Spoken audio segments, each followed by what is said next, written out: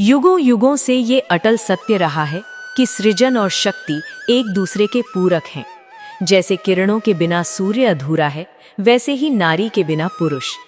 ये कथा उसी सत्य की उद्घोषणा करती है जब एक परम भक्त का अहंकार उसके ज्ञान पर भारी पड़ गया था। हिमगिरी के शिखर पर परमपिता महादेव गहन समाधि में लीन थे और उनके वाम भाग में जगत जननी माता पार्वती विराजमान थीं। तभी महादेव ने अपने नेत्र खोले। देवी, मृत्यु लोक पर मेरा एक अत्यंत निस्वार्थ भक्त भृंगी ऋषि कठोर तपस्या कर रहा है। अब समय आ गया है कि मैं उसे उसकी तपस्या का उचित फल प्रदान करूं। महादेव की आज्ञा पाकर उनके परम गण नंदी वायु वेग से पृथ्वी लोक के उस घने वन में पहुंचे जहां भृंगी ऋषि तपस्या की अग्नि में तप रहे थे। हे ऋषिवर, कृपया नेत्र खोलें। परमपिता महादेव आपकी तपस्या से अत्यंत प्रसन्न हैं और उन्होंने आपको ससम्मान हिमगिरी पधारने का आमंत्रण दिया है। क्या सचमुच मेरे आराध्य ने मुझे दर्शनों के लिए बुलाया है? मैं एक क्षण भी नष्ट नहीं करूंगा नंदी जी। चलिए। भृंगी ऋषि हिमगिरी पहुंचे।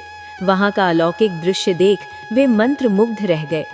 अतिथि सत्कार के लिए स्वयं जगत जननी माता पार्वती आगे आईं। आइए भृंगी ऋषि, हिमगिरी में आपका स्वागत है। हिमगिरी की गृह स्वामिनी होने के नाते कृपया मेरा ये सत्कार स्वीकार करें। नंदी जी, मुझे इन औपचारिकताओं में कोई रुचि नहीं है। मैं केवल महादेव का भक्त हूँ। मुझे किसी माता या देवी के सत्कार की आवश्यकता नहीं है। मुझे शीघ्र महादेव के पास ले चलें। माता पार्वती ऋषि के भीतर छिपे अज्ञान को देखकर मुस्कुराईं और उन्हें महादेव के पास जाने की अनुमति दे दी। भृंगी ऋषि ने महादेव के चरणों में गिरकर प्रणाम किया। शिव ने प्रसन्न होकर उन्हें मन चाहा वरदान मांगने को कहा। हे नीलकंठ, मेरी केवल एक ही अभिलाषा है कि आप मुझे सदैव के लिए अपना गण बना लें, ताकि जन्म जन्मांतर तक मैं आपकी सेवा कर सकूं। तथास्तु भृंगी, किंतु मेरा गण बनने से पूर्व तुम्हें मेरे पूर्ण रूप की परिक्रमा करनी होगी। देवी पार्वती, कृपया आइए और मेरे वाम भाग में अपना स्थान ग्रहण कीजिए। माता पार्वती महादेव के वाम भाग में विराजमान हो गई। ये ब्रह्मांड का सबसे पूर्ण और दिव्य दृश्य था, शिव और शक्ति एक साथ। किंतु ये देखकर भृंगी ऋषि असहज हो गए। किंतु महादेव, मैं तो केवल आपका भक्त हूँ। मैं किसी स्त्री की परिक्रमा नहीं करूँगा। अवश्य भृंगी, यदि तुम केवल मेरी परिक्रमा करना चाहते हो तो तुम स्वतंत्र हो, किंतु उसका मार्ग तुम्हें स्वयं खोजना होगा।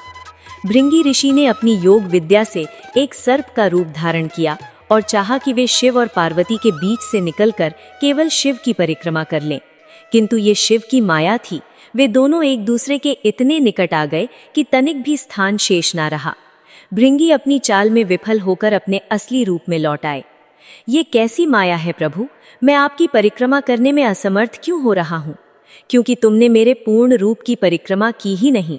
भृंगी, तुमने मुझे मेरी शक्ति से अलग करने का प्रयास किया। पार्वती मेरी शक्ति है, मेरी अर्धांगिनी है। शक्ति के बिना शिव कदापि पूर्ण नहीं हो सकते। हिमगिरी की पवित्र वायु में अचानक भृंगी ऋषि का स्वर गूंजता है। वो स्वर भक्ति का नहीं बल्कि तर्क और अहंकार का था। महादेव और माता पार्वती के एकाकार होने की बात सुनकर भृंगी के भीतर का पुरुष प्रधान संस्कार जाग उठा। नहीं महादेव, ये कैसे संभव है? एक स्त्री भला किस प्रकार एक पुरुष की शक्ति हो सकती है? जिसे आप शक्ति कह रहे हैं वो तो केवल पुरुष की छाया मात्र है। उसका अपना क्या अस्तित्व है? वो तो पुरुष के अधीन है। उसके पीछे चलने वाली एक अनुगामिनी है। मैं साक्षात पर ब्रह्म शिव का उपासक हूँ। मैं प्रकृति या माया के सामने शीश नहीं झुका सकता। माता पार्वती जो धैर्य की साक्षात मूर्ति है, उनके चेहरे पर एक हल्की सी विस्मय की रेखा उभरी। ऋषिवर, जिसे आप पीछे चलना कह रहे हैं वो अधीनता नहीं, वो समर्पण है। नारी पुरुष के पीछे रहकर उसे संभालती है, विपत्ति में ढाल बनती है। क्या आप नहीं जानते कि बीज को भी अंकुरित होने के लिए धरा की कोख चाहिए होती है?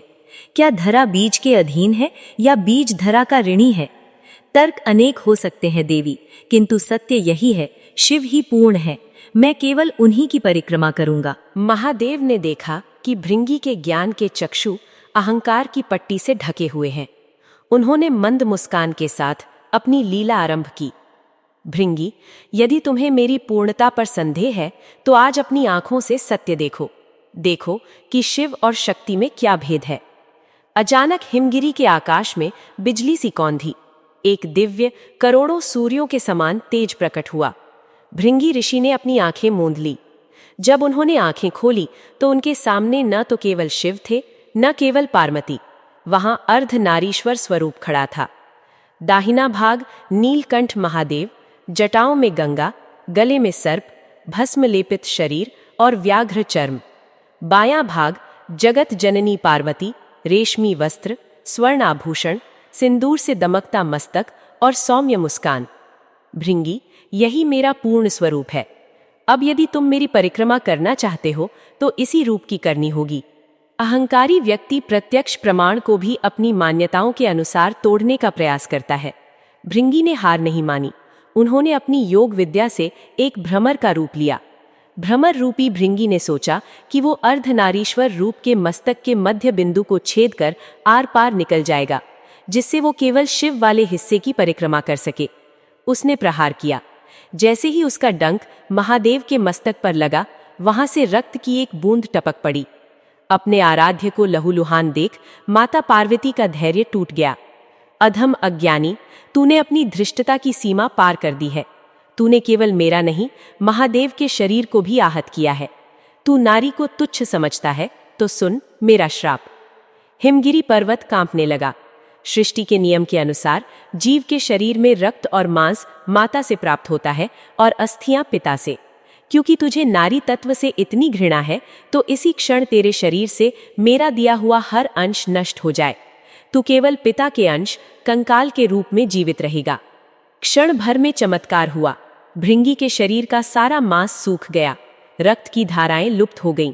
वो सुंदर ओजस्वी ऋषि अब केवल हड्डियों का एक ढांचा मात्र रह गया। भृंगी भूमि पर गिर पड़े। बिना मांसपेशियों के वे हिल भी नहीं पा रहे थे। उनकी वाणी लुप्त हो गई। अब उन्हें समझ आया कि जिसे वे कमजोरी कह रहे थे वही वास्तव में उन्हें खड़ा रखने वाली शक्ति थी। महादेव ने करुणा भरी दृष्टि से देखा। भृंगी, देखो अपनी अवस्था। नारी के बिना पुरुष शक्तिहीन है। जिसे तुम तुच्छ समझ रहे थे उसके बिना तुम चल भी नहीं सकते। भृंगी की आंखों के गड्ढों से पश्चाताप के आंसू बहने लगे। माता पार्वती, जो क्रोध में भी ममतामयी है, अपने भक्त को तड़पता देख द्रवित हो गईं। स्वामी, इसे अपनी भूल का ज्ञान हो गया है। कृपा कर इसे मुक्त करें। देवी, आपका श्राप मिथ्या नहीं हो सकता। मांस और रक्त इसे नहीं मिलेंगे, किंतु मैं इसे खड़े होने के लिए तीसरा पैर प्रदान करता हूँ। महादेव के आशीर्वाद से भृंगी को एक अतिरिक्त पैर मिला, जिससे वे तिपाही की तरह खड़े हो सके। भृंगी ऋषि अब पूर्णतः बदल चुके थे। उन्होंने अपने 3 पैरों के सहारे माता पार्वती और महादेव के अर्धनारीश्वर रूप की वंदना की। माता, मुझे क्षमा करें। मैंने समझा था कि शिव ही सत्य है, पर आज जाना कि शक्ति के बिना शिव भी शव है। आप ही चेतना है, आप ही आधार हैं। अब मैं केवल शिव की नहीं, आप दोनों की एक साथ परिक्रमा करूंगा। भृंगी ऋषि ने लड़खड़ाते हुए अर्धनारीश्वर की परिक्रमा की। ये परिक्रमा ब्रह्मांड की सबसे महान परिक्रमा कहलाई, क्योंकि इसमें अहंकार की आहुति दी गई थी।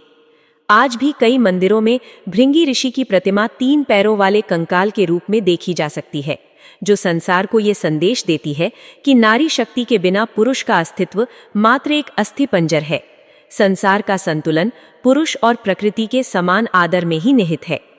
अगर आपको ये पौराणिक कथा पसंद आई हो तो कृपया हमारे चैनल खामोश रहस्य को लाइक, शेयर और सब्सक्राइब करना न भूलें। ऐसी ही अनसुनी कथाओं के लिए बने रहिए हमारे साथ। धन्यवाद।